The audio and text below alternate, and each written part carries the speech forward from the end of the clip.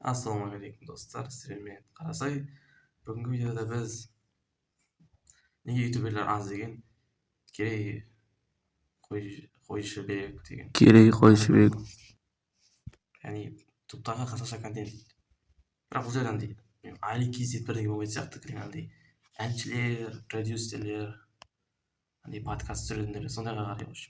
Достар, егер сіз ютубты көп көретін болсаңыз, соңғы уақытта қазақша подкасттар мен шоулар көбейіп келе жатқанын байқаған боларсыз.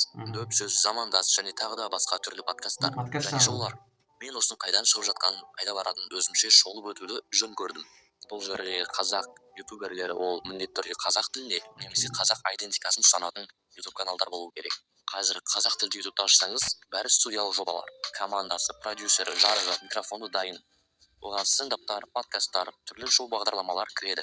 Мен және бұл тізімге ютубтағы түрлі кино, сериалдарды қоспадым. Ал классикалық жай бір камерамен сөйлейтін, монтажы қарапайым, орыс және ағылшын тілді ютубтағы классикалық жеке авторлар өте аз. Менің ойыма түсетін бір адам ол жұрттың баласы. Ютубтағы 10 видеоны ашсаң, жетеуі юмор туралы. Ол стендап болуы мүмкін, немесе комедия, сериалдар болуы мүмкін. Бірақ комедиялар. Менің былай ойым бар да подкастта. Подкаст жол келген көбісі андай подкасттар көп просмотр жинайтын бір кезім ба. Подкаст көбейіп кетті, ойлайтын.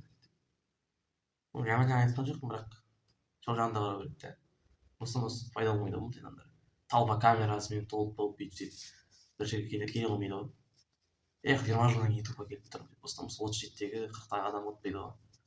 Халыққа ақылын айтып, біреу қолдайды, біреу жамандайды, артық айтып қойса бітті, кетеді бір жерге. Интернетте отмена деген зат бар ғой, сондай. Бұда түсіріп жатқандардың енді сондай мақсаттары болады, ақша табу деген сияқты. Просмотрлары өте көп, кейбір подкасттар көрдім ғой. Көрдім дегенде просто рекомендацияда кейде шығады, ағылшын әдеттер деген. Ал біз бөлек сөйлесеміз. Ал неге жеке авторлар аз? Жауабы аудитория. Қазақ тілді көрермен енді ғана. Бұл ең жаман зат ол. Аудиториямен либо досың тағы ютуб түсіретін, немесе естіген контент не түсірсе де қарайтын біреу. Яғни сені именно қарайтын, артына еретін адам табу қиын. Ол үшін үлкен адам болу керек шығар. 10 жыл түсіріп тастаған, 20 жыл түсіріп тастаған. Бір каналда көп жазылушы бар, бір доверие келетін, бір сенім тудыратын сондай үйлер болмаса былай білмеймін. Аудитория табу вообще қиын. Мен білемін ағылшын контенттерінде анимация, сериалдар қатысып сөйтіп жүрген. Кішкене білетін бар, қиын өте. Сапалы контент болсын. Вообще ерекше контент түсірсең қарамайды сені. Нормально новыйдан бірдеңе тойлап тапсаң қарамайды.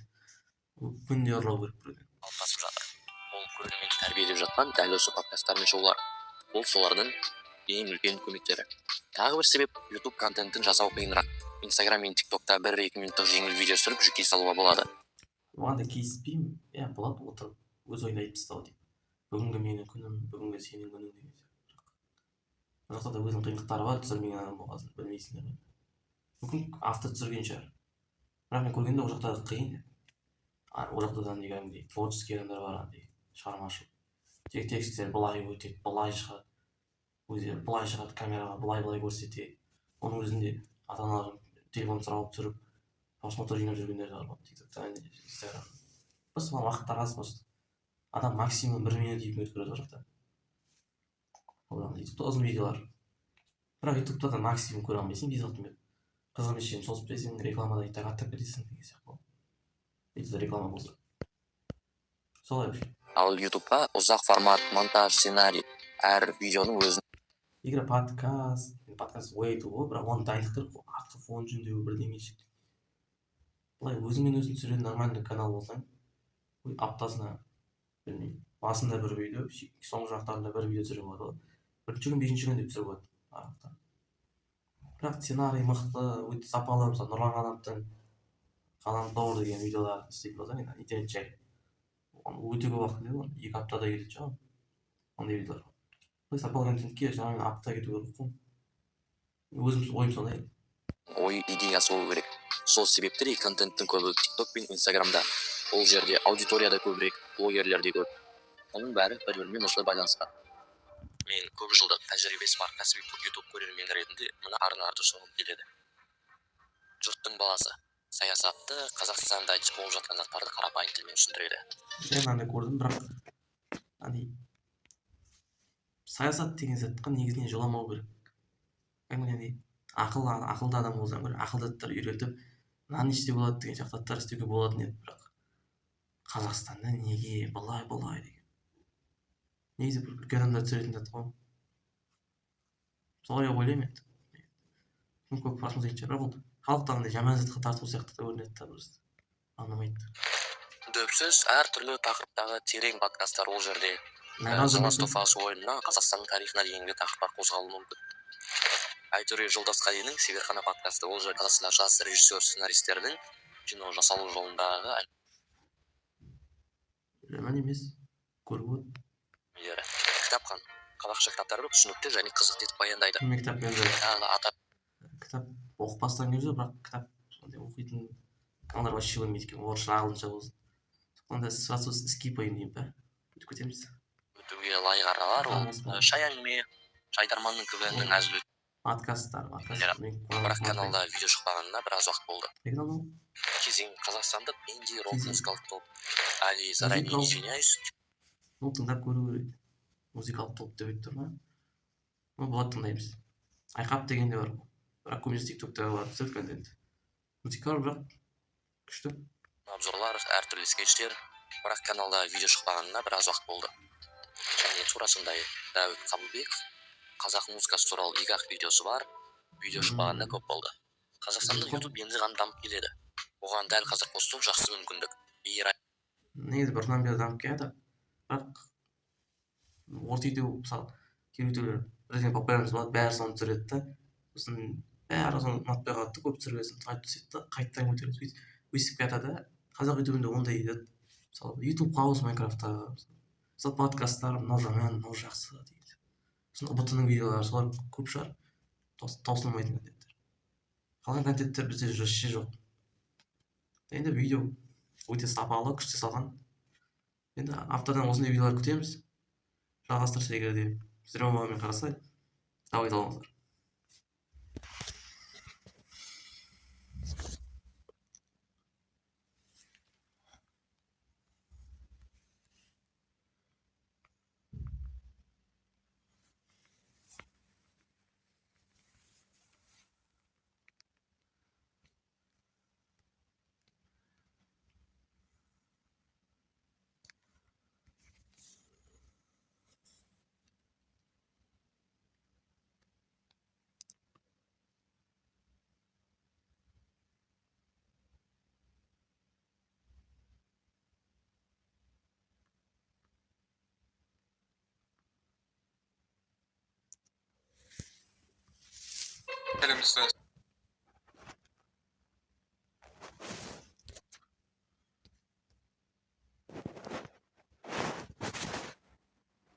Сіздермен бірге болған бай арнасы, біз бүгін осындай паркур ойнайтын боламыз. Ал бізге бір какой-то осындай титр шыққан деп керек емес, мына біздің паркур плей. А что не жұмысың?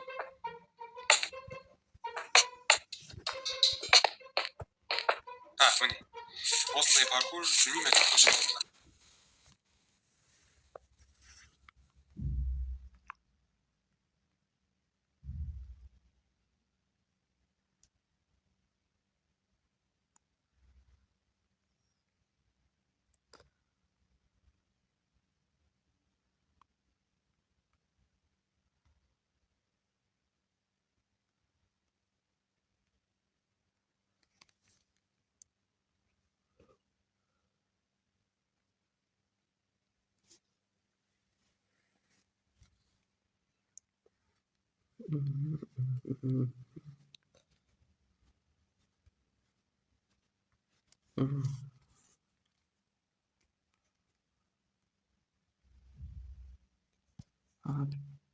Дейді бітіп айтпаса.